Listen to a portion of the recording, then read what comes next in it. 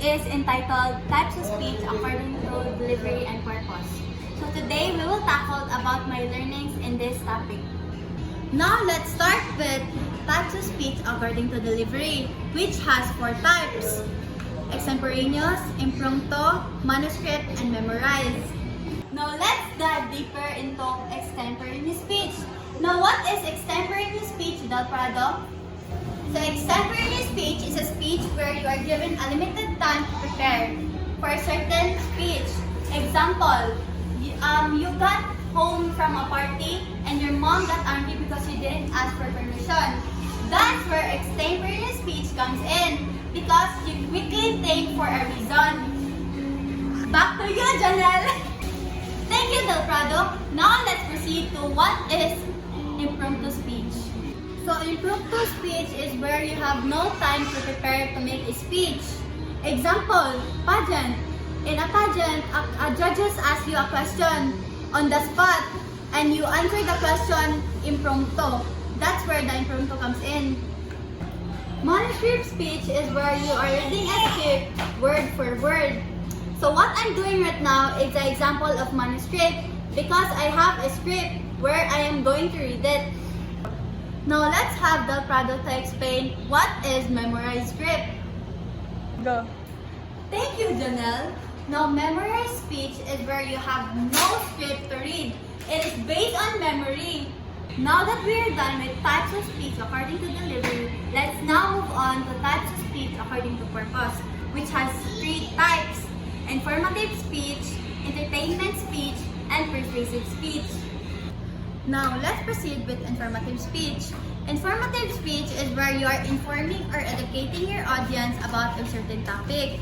Examples are like in a campaign about pollution. You're informing your audience about the plastic, the trash, so on and so on. Now, let's proceed with Del Prado to explain entertainment speech. Go. So entertainment speech is where you're entertaining your audience by telling jokes, by telling a scary stories, or by using anecdotes. Now back to you, Del Prado. Hindi ko makakalimutan ang ngiti mo nung una kitang nakita.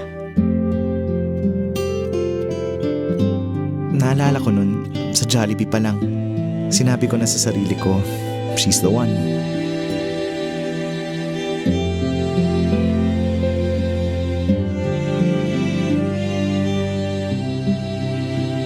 Spicy chicken joy with extra rice. And a plate of pineapple juice.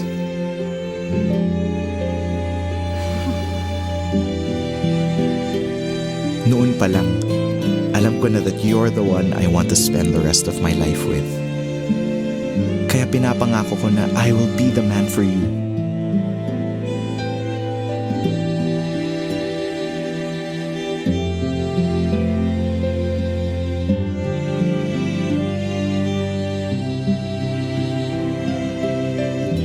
Pinapangako ko na pasasayahin kita.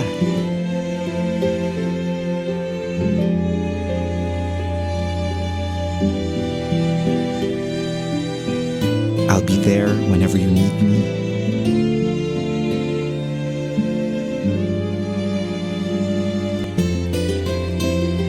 I'll be patient with you at all times.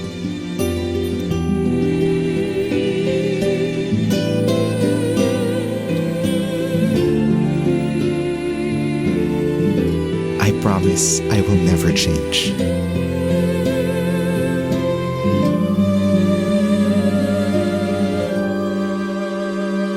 Mahal na mahal kita.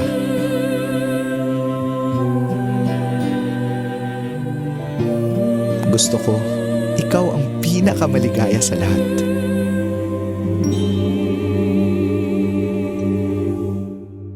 Kahit hindi naging tayo.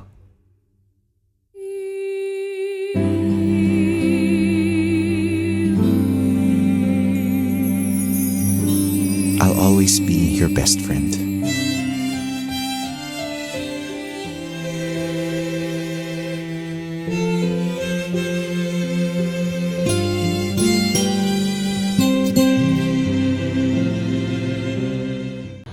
you, Del Prado. Now let's proceed with the last one, which is the persuasive speech. Persuasive speech is where you are convincing your audience to believe you. It is based by facts and evidence. Now that's all. Thank you, and I hope you learned something from my podcast.